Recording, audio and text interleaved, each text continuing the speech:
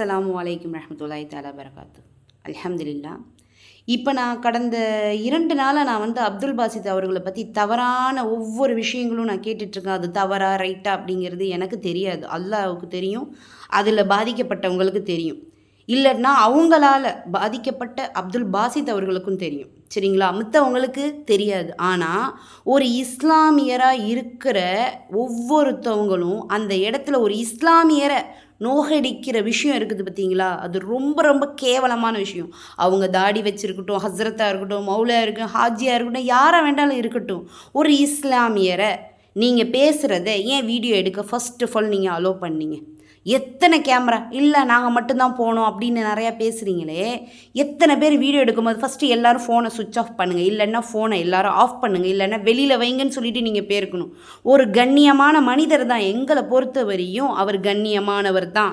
ஏன்னா அவரோட சொல்ல கேட்டு எத்தனையோ பேர் தொழுதுருக்குறாங்க, ஓத ஆரம்பிச்சிருக்காங்க, குரானை திறக்காதவங்க கூட திறக்க ஆரம்பிச்சிருக்கிறாங்க, பெற்றோரோட பேணாமல் இருந்தவங்களாம் பெற்றோர்களை பேண ஆரம்பித்தாங்க. எத்தனை பேருக்கு மதிப்பாக பேச இப்போ இருக்கிற 2K கிட்ஸுக்கெல்லாம் இவர் வந்து எப்படிப்பட்டவராக தெரிகிறாரு தெரியுமா? இப்போ வந்து நமக்கு கல்வியை வந்து ஒவ்வொருத்தவங்களும் எவ்வளோ பேர்கிட்ட போனாலும் 2K கிட்ஸ் வந்து அதிகமாக பேசுகிறது வந்து பாடுறது வைக்கிறதுங்கிறீங்களே, இவரோட பயான் எவ்வளோ பேரை மாற்றிருக்கு தெரியுமா? இன்றைக்கி அவரை போய் அவர் தவறே செஞ்சுருக்கட்டும், அவர் தவறே செய்து இருந்தாலும் ஒரு இஸ்லாமியரை இழிவுபடுத்தி நீங்கள் எப்படி இப்படி பண்ணலாம்? இப்போ இதை மாற்று மதத்தவர்களை பார்த்தாங்கன்னா என்ன நினைப்பாங்க? பார்த்தியா, தாடி வச்சுருக்கவங்களாம் இப்படி பேசுகிறவங்களாம் சரியானவங்களா அப்படின்னு தானே பேசுவாங்க. அப்போ நம்மளோட இஸ்லாத்தில் இருக்கிறவங்க ஒவ்வொருத்தவங்களுமே இப்படி நமக்குள்ளே இருக்கிறவங்க உங்களோட போட்டியாலையும் உங்களோட போராமையிலையும் எப்படி அசிங்கப்படுத்த உங்களுக்கு மனசு வருது? அவர் ஏமாத்துறா? அவர் அந்த பிஸ்னஸை எத்தனை வருடங்களாக அவர் செஞ்சிட்ருக்காரு. அப்போ அத்தனை வருடங்கள் அதில் எத்தனை பேர் லாபம் பார்த்துருப்பாங்க? ஒரு பிஸ்னஸ்னால் அதில் லாபம் இருக்கும், நஷ்டம் இருக்கும். சரிங்களா? அந்த லாபத்தை எடுத்தவங்க அந்த நஷ்டத்தையுமே அவங்க சரி பண்ணி அவங்களுக்குள்ளே பேசிப்பாங்க. அதுக்கான ஒரு இது அவங்களுக்குள்ளாரே இருக்கணும். இது எப்படி நீங்கள் மீடியாவுக்கு கொண்டு வந்தீங்க? எச்சத்தனமாக இல்லை? அவர் ஒரு மௌலவி, அவர் ஒரு ஹஸ்ரத், எத்தனை பேருக்கு வழிகாட்டி இருக்கிறாரு?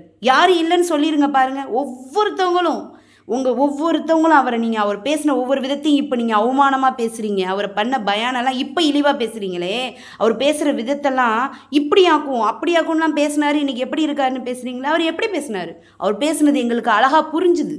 அவர் சொல்கிற ஒவ்வொரு விதமும் எங்களுக்கு தெரிஞ்சது. அதனால் எங்களுக்கு அவரை பிடிச்சிருக்கு. அவர் தவறு செய்தார்னா கண்டிப்பாக அதுக்கு அவர் தண்டனை அனுபவிக்கிட்டோம். ஆனால் அசிங்கப்படுத்த உங்களுக்கு யாருக்கும் உரிமை கிடையாது. ஒரு இஸ்லாமியரை இவ்வளோ நீங்கள் இழிவுபடுத்துறீங்க. நாளைக்கு அவர் எதுலேயுமே இல்லை அப்படின்னு சொல்லி வெளில வந்தாருன்னா அத்தனை பேருக்கும் அசிங்கம். இதை வெளியிட்டார் பாருங்கள் அந்த வீடியோவை. அந்த நேரம் அவர் வந்து வாய் மூடிட்டு தான் நின்னார். கண்டிப்பாக நிச்சயமாக அல்லாஹ் தாலா இதை வெளியில் கொண்டு வருவான். அவர் நேர்மை உள்ளவரும் நேர்மை இல்லாத, அது அல்லாட்டையும் பதில் சொல்லுவார், மற்றவங்கள்ட்டையும் பதில் சொல்லுவார். ஆனால் அசிங்கப்படுத்தின ஒவ்வொருத்தவங்களும் அல்லாட்ட பதில் சொல்லியே தீரணும். கண்டிப்பாக இவர் என்னுடைய அண்ணனாவோ என்னோட தம்பியாவோ என்னுடைய தந்தையாவோ என் குடும்பத்தில் ஒருத்தராக தான் எங்களுக்கு அவர் தெரிகிறாரு. எத்தனையோ ஹசரத்மார்கள் பயான் சொல்கிறாங்க, யாரையும் நாங்களும் இழிவாக பேசலை. ஆனால் இவரை ஏன் உங்கள் எல்லாருக்குமே ஒரு மாதிரியாக உறுத்துது? இவரை உங்களுக்குள்ளாரையே நமக்குள்ளாரையே உறுத்தும் போது மற்றவங்களுக்கு எப்படி இருக்கும்? ஏன் இப்படி அவர் மேலே உங்களுக்கு வந்து கோபம்? மாறுங்கள் மக்களே, மாறுங்கள் இஸ்லாமியர்களே. இஸ்லாமியர்கள் நாம மாறணும். இப்போ இவர் ஒருவேளை தவறு செய்து இவர் ஒரு கடனாளியாக இருந்தால் இன்ஷா அல்லாஹ் அவர் வந்து இந்த கடன் என்னென்ன இருக்குது ஏது இருக்குன்னு அவர் வெளியிட்டார்னா இஸ்லாமியர்களை நம்ம எல்லாரும் சேர்ந்து அவரோட கடனை எல்லாரும் நம்ம கூட பிறந்தவங்களாம் நம்மளோட ஹஸ்ரத்தா முதல்ல நம்ம இவ்வளோ அவரோட பேச்சை கேட்டிருக்கோம். நம்ம அவருக்கான கடனை நம்ம எல்லாரும் சேர்ந்து அடைக்கிறதுக்கு முயற்சி செய்வோம். இதில் உள்ளது மாரி இன்னமல் உஷ்ரி யுஷ்ரா இன்னமல் அல் உஷ்ரி யுஷ்ரா தான். நிச்சயமாக துன்பத்திற்கு பின்பு இன்பம் உள்ளது. கண்டிப்பாக இவருக்கும் அது நடக்கும். இவரால் நம்ம வந்து மனவேதனைப்பட்டிருக்கோம். ஏன்னா இவர் நம்மளோட ஹஸ்ரத், நம்மளுடைய அண்ணன், நம்மளுடைய தம்பிங்கிறனால எல்லாமே அல்லாஹ் மாற்றுவான் கூடிய சீக்கிரம் இன்ஷா அல்லாஹ்.